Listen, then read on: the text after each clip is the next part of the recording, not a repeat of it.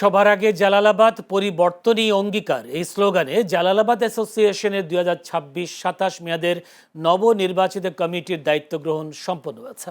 মঙ্গলবার বিকেলে রাজধানীর কাউরান বাজারে অবস্থিত জালালাবাদ ভবনের চৌধুরী মিলনায়তনে আনুষ্ঠানিকভাবে দায়িত্ব হস্তান্তর করা হয়। ডাক্তার কামরুল ইসলাম তরফদার ও জসিমউদ্দিন আহমেদের নেতৃত্বাধীন বিজয়ী কমিটির কাছে বিদায়ী কমিটি দায়িত্ব তুলে দেয়। এর আগে 31 জুলাই অনুষ্ঠিত দ্বিবার্ষিক নির্বাচনে তাদের নেতৃত্বাধীন প্যানেল নিরঙ্কুশ বিজয় অর্জন করে 35 সদস্যের কার্যনির্বাহী কমিটি গঠন করে। নতুন কমিটির নেতারা অ্যাসোসিয়েশনের ঐক্য, উন্নয়ন ও সাংগঠনিক কার্যক্রম আরও শক্তিশালী করার প্রত্যয় ব্যক্ত করেন।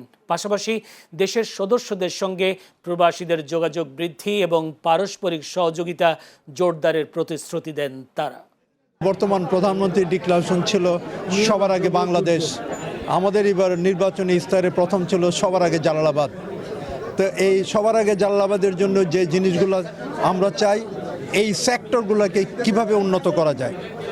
আমরা অনেকের ইচ্ছা ছিল একটা জালালাবাদ ইউনিভার্সিটির অনেক দিনের দাবি ছিল।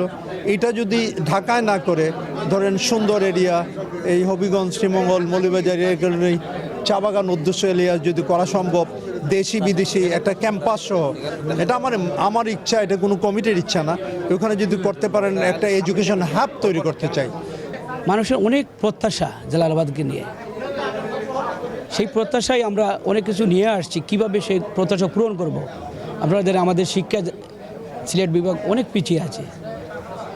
আমাদের রেমিটেন্স নিয়ে অনেক কথা, রেমিটেন্স দিয়ে এই দেশ চলে, আমাদের রেমিটেন্স, অথচ প্রবাসীদের জন্য তেমন কিছু করা হচ্ছে না। আমাদের কারিগরি শিক্ষা নাই বলেই চলে।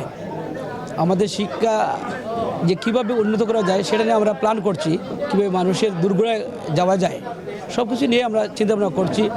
আমাদের বিশেষ করে আমার বাড়ি মৌলভীবাজারে, আমরা দীর্ঘদিন যাবৎ মৌলভীবাজারবাসী অবহেলিত। আমি চেষ্টা করব মৌলভীবাজারে একটি মেডিকেল কলেজ দেই, আমাদের যে সুন্দর একটি এয়ারপোর্ট আছে অথচ আমরা চালু করতে পারতেছি না, আমাদের মৌলভীবাজারে একটি পাবলিক ইউনিভার্সিটি নেই।